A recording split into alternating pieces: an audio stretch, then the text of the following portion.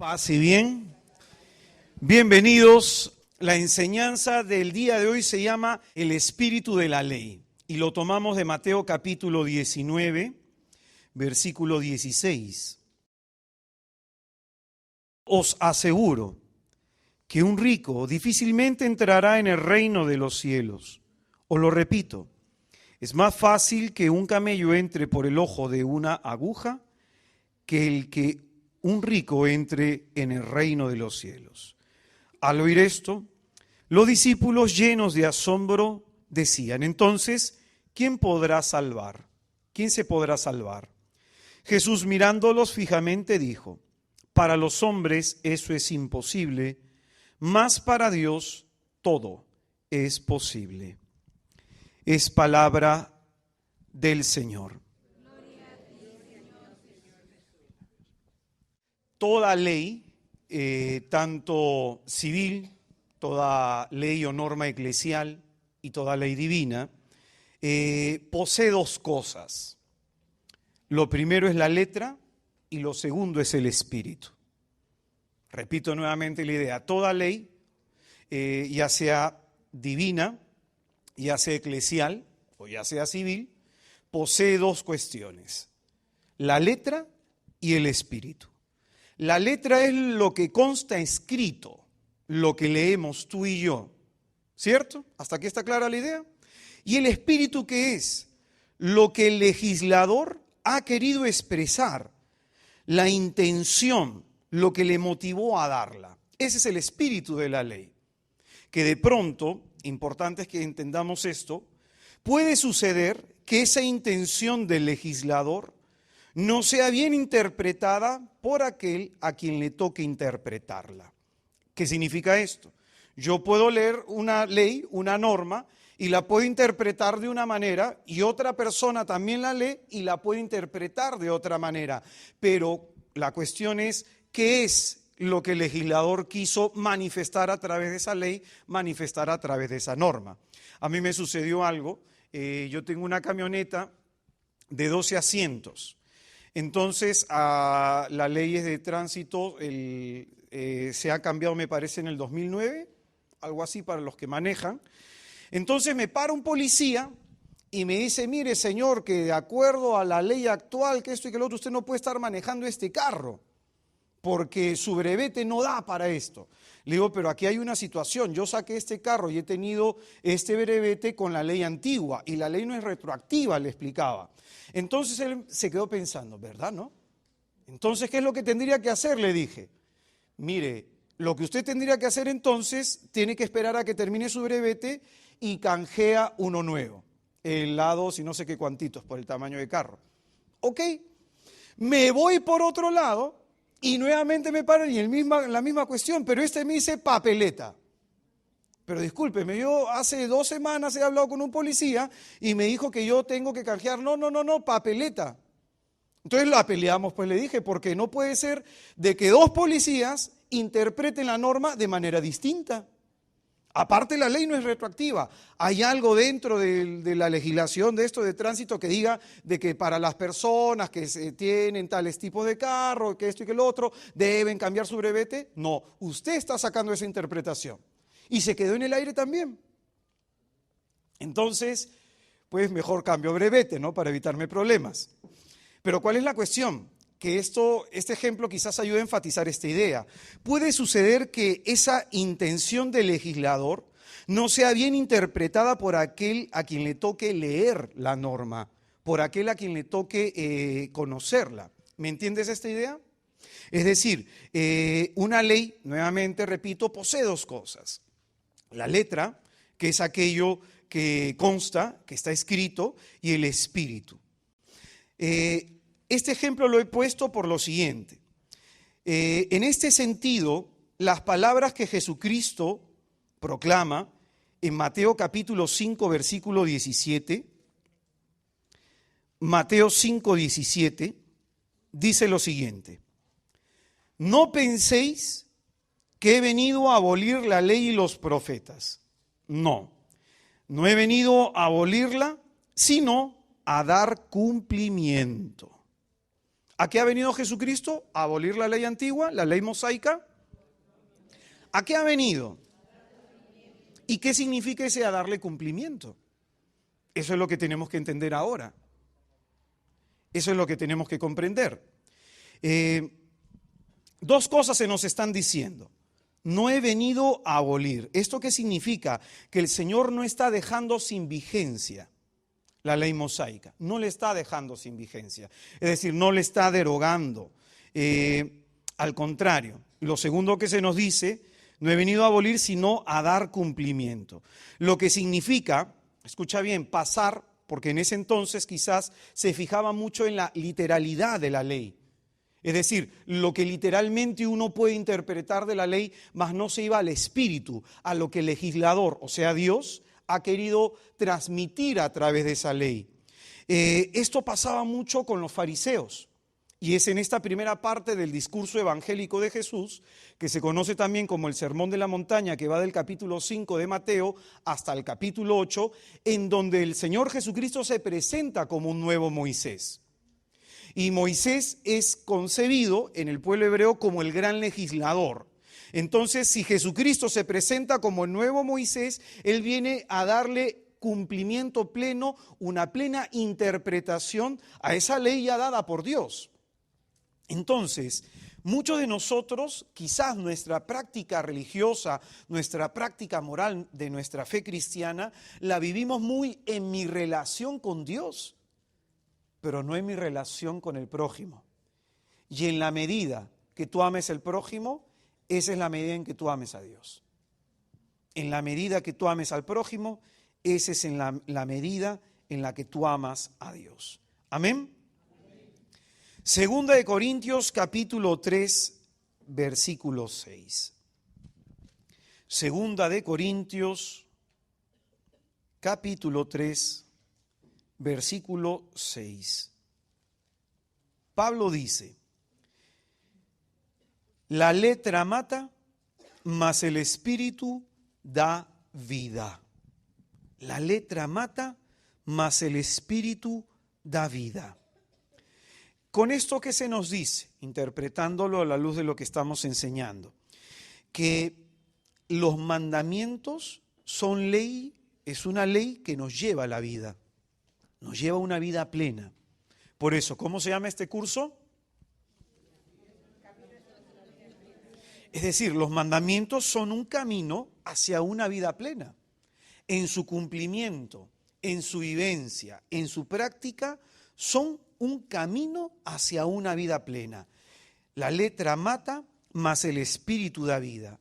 Pero sobre todo cuando los vivimos desde este ángulo que estamos señalándonos, no quedándonos en la literalidad del mandamiento, sino yendo al espíritu del mismo, a lo que Dios ha querido decir a través de esa norma, a través de ese mandamiento. Amén. Nuestra santidad y nuestra santificación consiste en ir al espíritu de la ley. Nuestra santidad y nuestra santificación consiste en esto, en ir al espíritu de la ley, en vivirlo, en hacer carne aquello que Dios quiere. Esto, dicho de alguna manera, desde la Virgen de Nazaret, encarnar la palabra desde la práctica. Mateo capítulo 5, versículo 48, dice, vosotros pues sed perfectos como es perfecto vuestro Padre Celestial.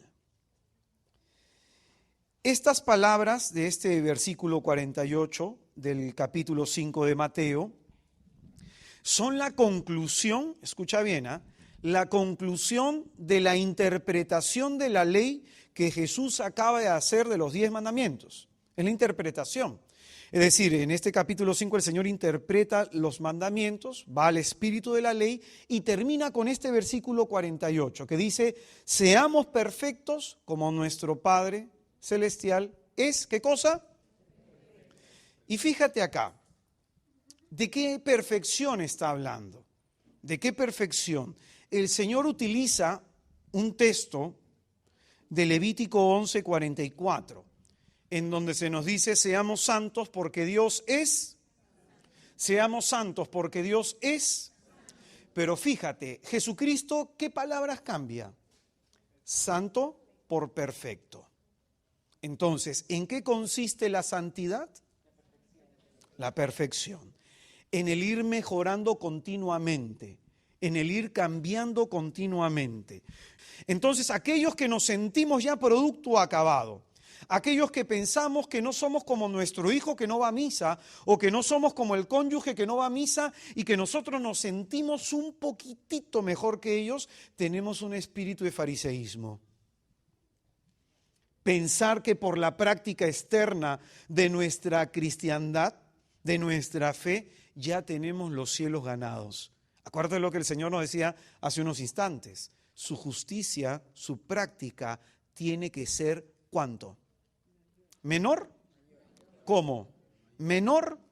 Es decir, la forma como tú debes vivir la fe tiene que ser superior al del fariseo. Superior. ¿Amén?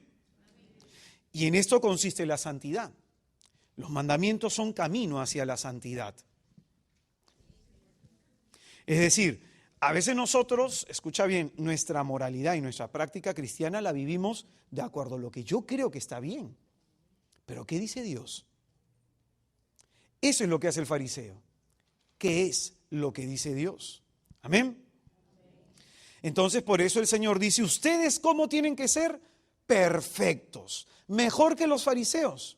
Porque la imperfección del fariseo, ¿en dónde se encuentra? En que ellos se quedan en la literalidad. Escúchame, hermano, puede haber alguien allá afuera que no venga a misa. Puede haber alguien allá afuera que no está acá sentado como tú. Puede haber alguien allá afuera que a lo mejor no conoce a Jesús, pero practica mejor la misericordia que tú y yo. ¿Me entiendes la idea? Y ese hermano a lo mejor nos va a adelantar en el cielo. Como el Señor le dijo, prostitutas y gentiles los van a adelantar ustedes a los fariseos en el cielo. Los van a adelantar. Porque este es el riesgo en la vida espiritual, de quedarnos estancados. De haber iniciado un proceso de conversión y a mitad quedarnos estancados. Ese es el riesgo. De que no sigamos progresando, de que no sigamos avanzando, de que, para que más o menos lo comprendamos, en la medida de mi conversión se va a dar en la medida de cuando yo más sepa de Dios. Quien más sabe, más trabaja en su interior, porque se ve iluminado por la palabra, se ve de alguna manera interpelado por la palabra de Dios y el conocimiento de Jesucristo. Y toda persona que está más cerca de Jesús va a darse cuenta de que hay cosas mayores que cambiar. Pero es decir, quizás en nuestra vida hemos trabajado en las cosas más grotescas, más difíciles, más rápidas de reconocer. Y esas pequeñas imperfecciones tienen que ser también trabajadas. Y por eso Jesucristo dice, yo soy la luz del mundo y el que me siga no andará en tinieblas. En la medida que yo me acerco a Jesús, mi tiniebla se ilumina.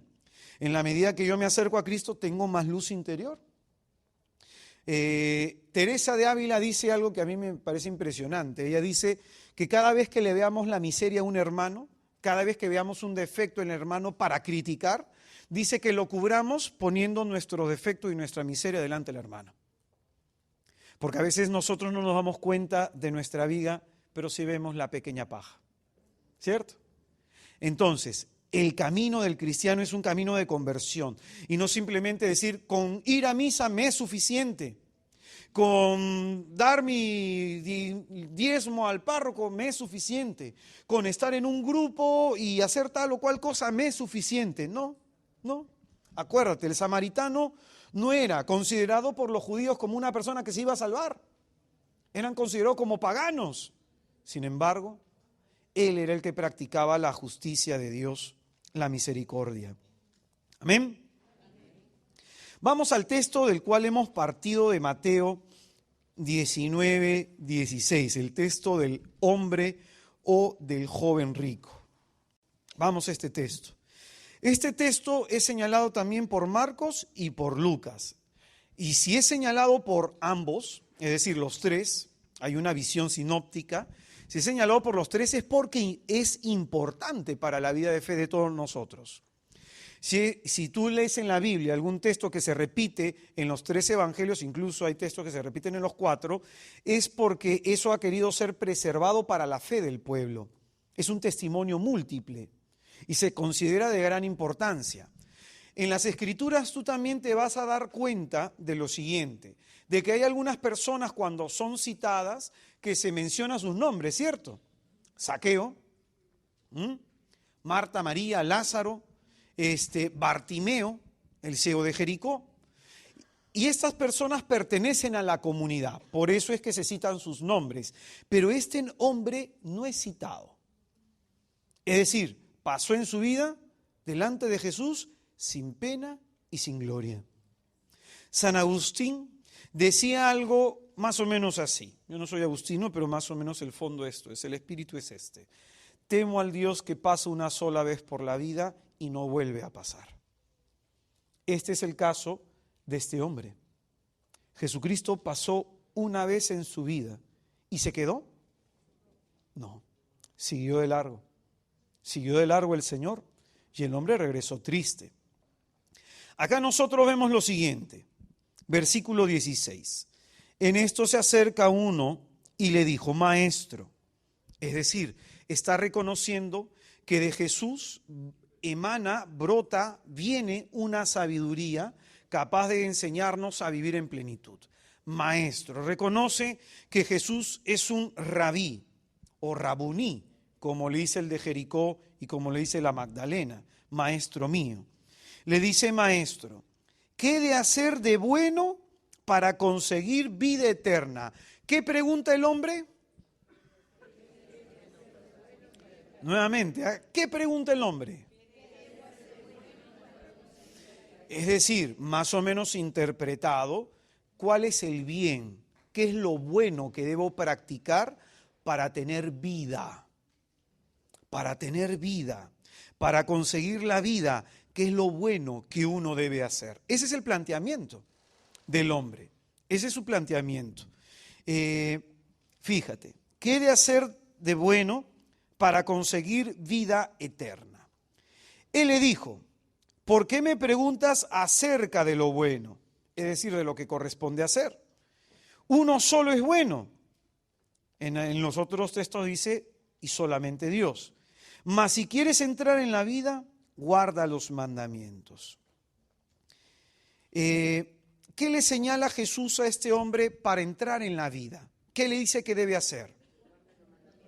¿Y qué creen que significa en el lenguaje judío guardar?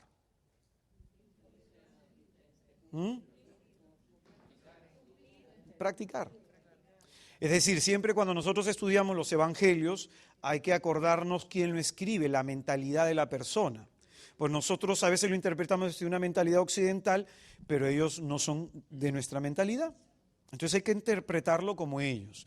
Para ellos guardar, y en el Evangelio de Juan también se repite muchísimas veces guardar la palabra, quien guarda mis mandamientos me ama, el guardar significa practicar. Pero ¿por qué ellos dicen guardar? ¿Por qué el judío dice guardar y no como nosotros, de mente occidental, de frente, decimos practicar? ¿Por qué él dice guardar? Porque la persona que ama a Dios, la persona que tiene afecto hacia Dios, que tiene temor hacia Dios, que quiere honrar a Dios, se aprende su palabra. Y porque se la aprende, la puede practicar, porque no se le olvida. Entonces, ¿qué crees que significa guardar en este ambiente judío? Significa repetirlo. Y repetirlo no solamente de boca, sino en la práctica constante. En la práctica constante. Y en el Antiguo Testamento se habla de esto. Le repetirás mis mandamientos a tus hijos y tus hijos a sus hijos, de generación en generación. Es decir, la palabra se guardaba de memoria. Se guardaba de memoria y se transmitía así de forma oral. Mira lo que dice el Señor. Si quieres entrar en la vida, guarda los mandamientos. Es decir, se nos habla de practicarlos, pero para practicarlos, ¿qué es lo primero? Conocerlos, saberlos, aprenderlos.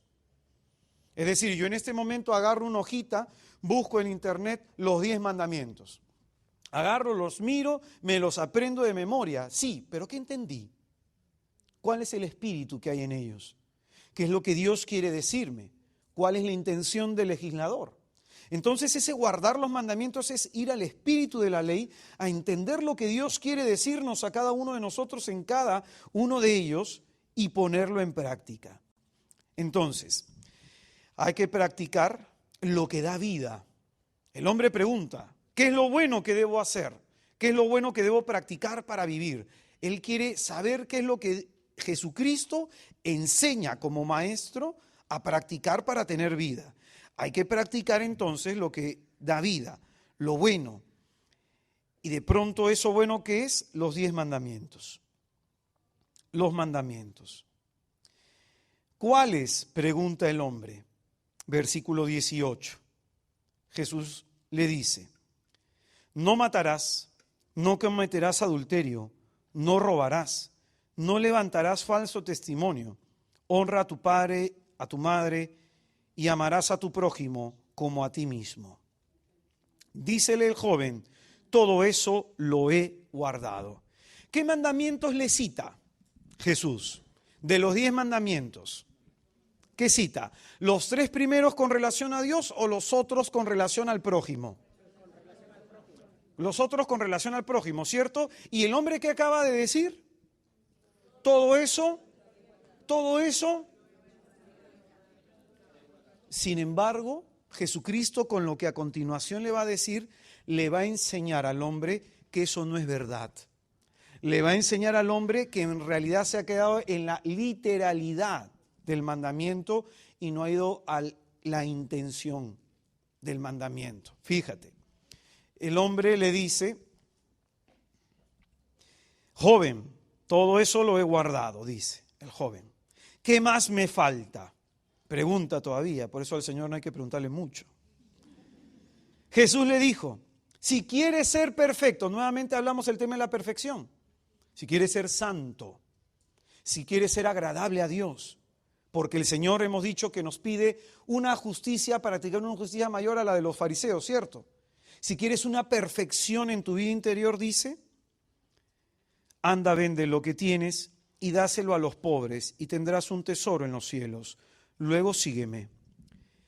El Señor Jesús le dijo, cumple todos los mandamientos en referencia a tu prójimo. El hombre le dijo que sí, pero cuando el Señor le pide, vende lo que tienes y haz caridad, ¿qué pasa en su corazón?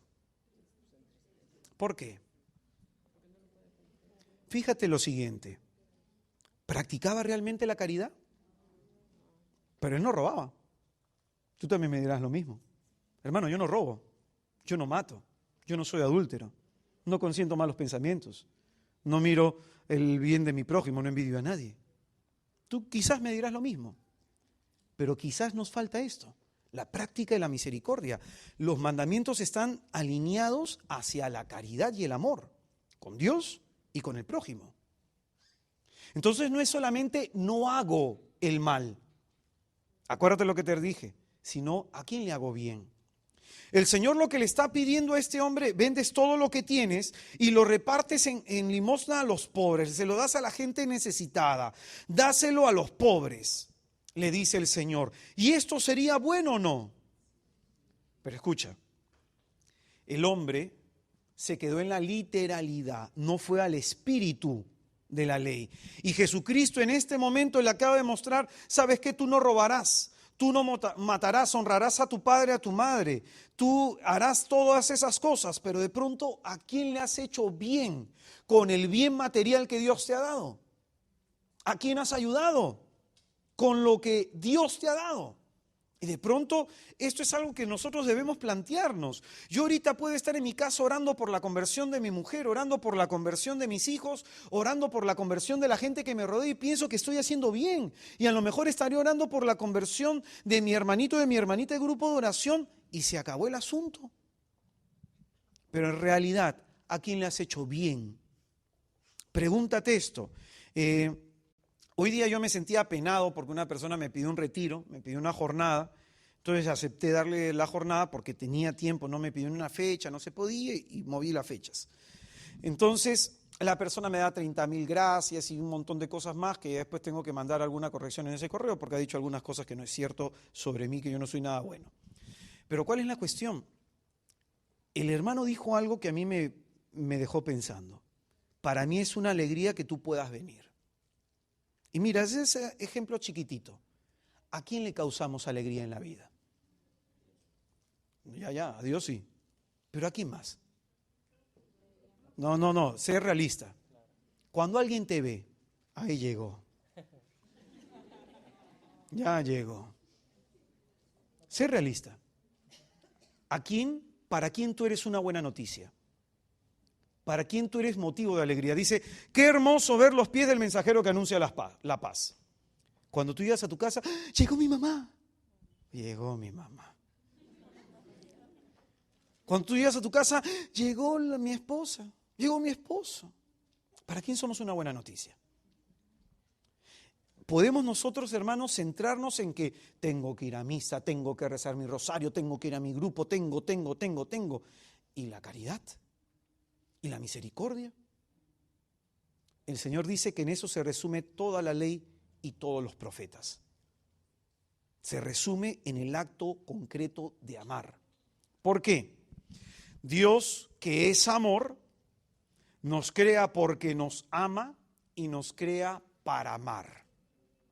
Dios, que es amor, nos crea porque nos ama y nos crea para amar. Esa es nuestra razón de existir.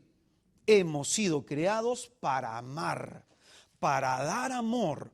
Entonces, una persona sana, una persona emocional, psicológicamente sana, ¿cómo te das cuenta? Cuando ama. Cuando ama. Una persona enferma, ¿tú cómo te das cuenta que es enferma? No ama, no transmite cariño, no da afecto, no hace sentir bien a la gente a su alrededor. Esa es una persona enferma. Yo, por ejemplo, terminaba un retiro hace unas 2 semanas y había un muchacho que en verdad tenía una enfermedad bien complicada. Dios se apiade de él y lo sane. Tiene una especie de cáncer en la sangre. Entonces, a esta persona yo en el retiro me la acercaba, lo abrazaba y le decía, te quiero mucho, hermano, y lo abrazaba y le besaba la cabeza. Y no lo conocí, nada más lo conocí en el retiro, ¿no? Y el muchacho me escribe, me manda un correo y me dice, te quiero mucho, gracias.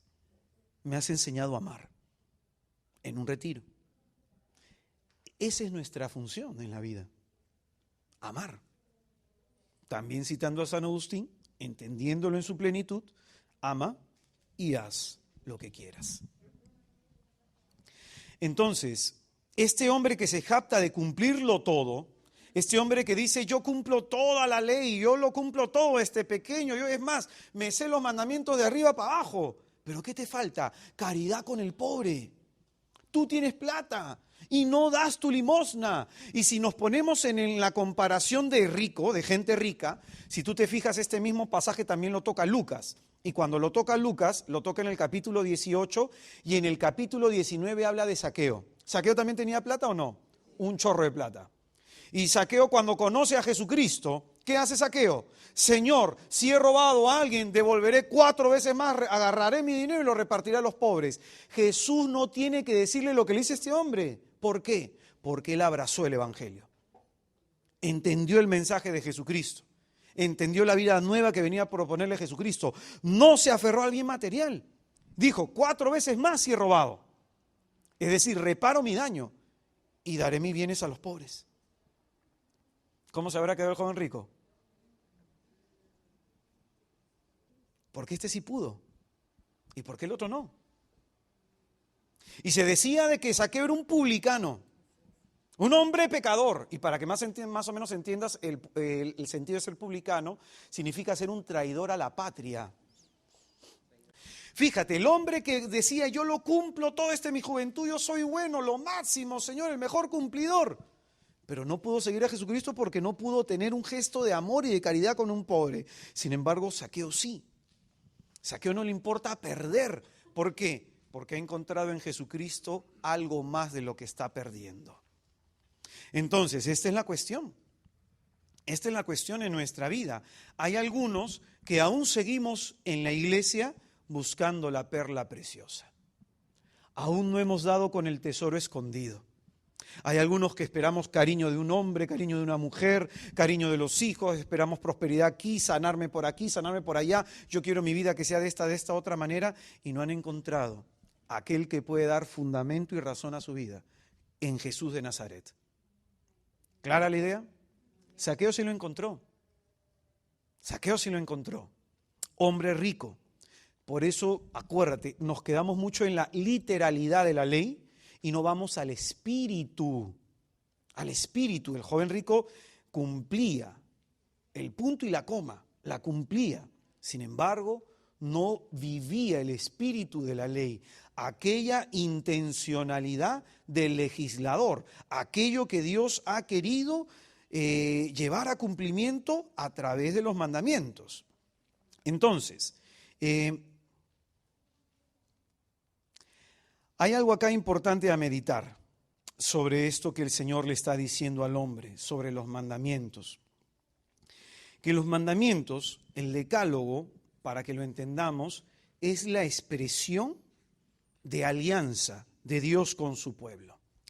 Los mandamientos son una expresión de la alianza de Dios con su pueblo. Es decir, aquella persona que practica los mandamientos, en su práctica está diciendo, le pertenezco a Dios. En su práctica eso le está diciendo, le pertenezco a Dios. Porque los mandamientos sellan esta alianza que Dios realiza con el pueblo hebreo. Entonces el decálogo es la expresión, es un signo de pertenencia, es un signo de ser pueblo de Dios. Amén. Es un signo de ser pueblo de Dios, de ser pertenencia de Dios. Los mandamientos son camino hacia la vida. Por eso el Señor le dice, mas si quieres entrar en la vida, guarda los mandamientos. Los mandamientos son camino hacia una vida plena. ¿Por qué? Si bien los mandamientos se conoce como una ley moral, es decir, la forma que tenemos que comportarnos, esta ley moral está inscrita en el corazón de cada uno de nosotros. Esta ley moral nos enseña a nosotros, los hombres, vivir en plenitud nuestra humanidad. Nos enseña a nosotros los hombres a vivir en plenitud nuestra humanidad. Es decir, los mandamientos nos dicen, para esto has sido creado, para amar a Dios y al prójimo. Para eso Dios te ha dado existencia. Y tu vida, mientras camine en ese sentido, tu vida es plena.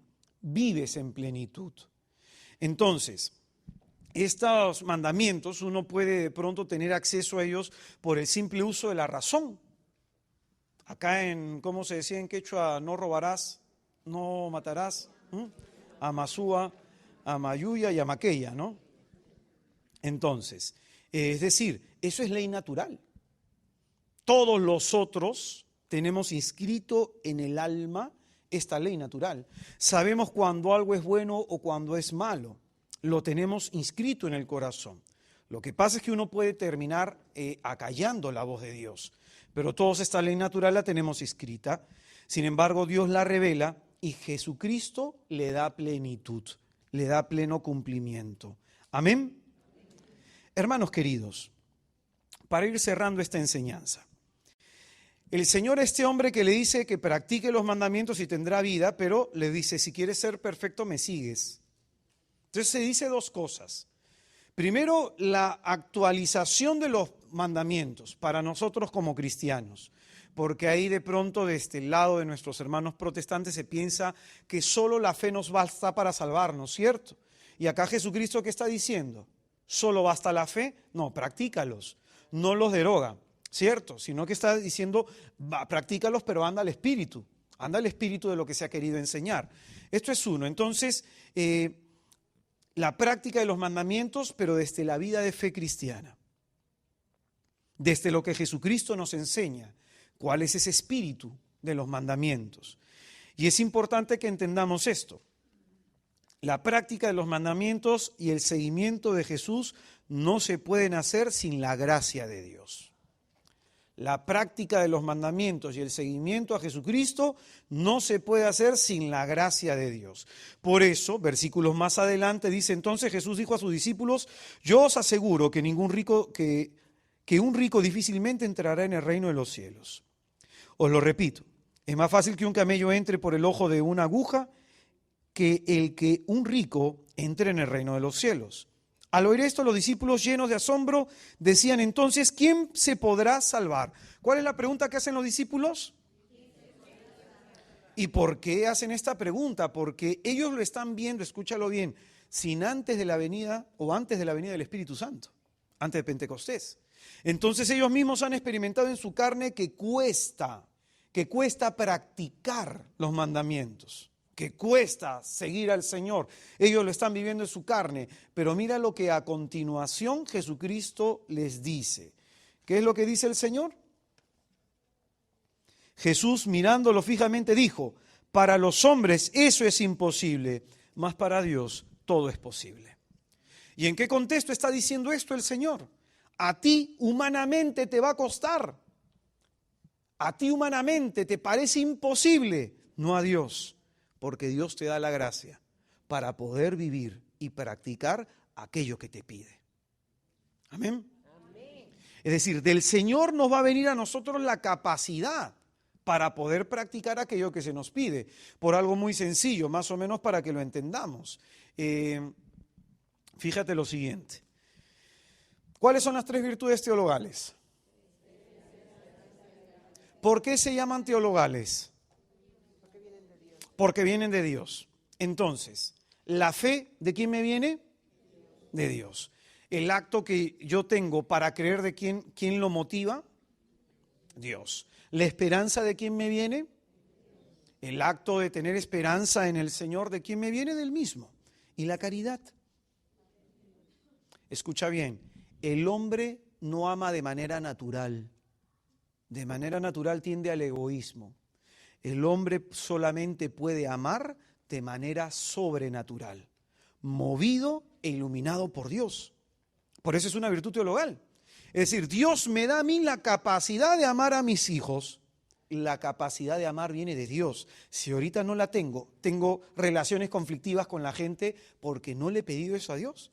Le pido sanidad, le pido fe, le pido esperanza, le pido de todo. Pero Señor, ayúdame a amar. Ayúdame a amar. Ayúdame a transmitir amor. Que cuando llegue a mi casa, a mi trabajo, sea una persona no de conflicto, sino una persona de alegría para los que esperan en ti. Entonces la capacidad de amar nos viene de Dios. Por eso es que el Señor dice, o sea, la pregunta de los discípulos, ¿quién se puede salvar? Claro, humanamente ninguno de nosotros. De Dios viene la salvación y la capacidad para practicar aquello que nos salva.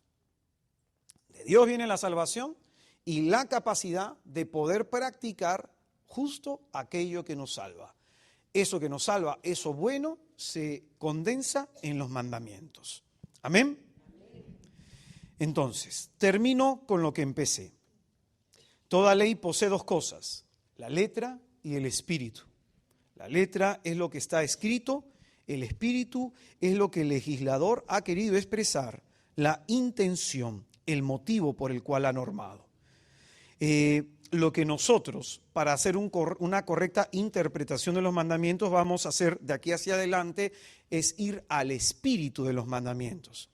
Es agarrar a un mandamiento y entender desde los evangelios, desde lo que Jesús nos ha enseñado, cómo debemos practicarlos, cómo debemos vivirlos.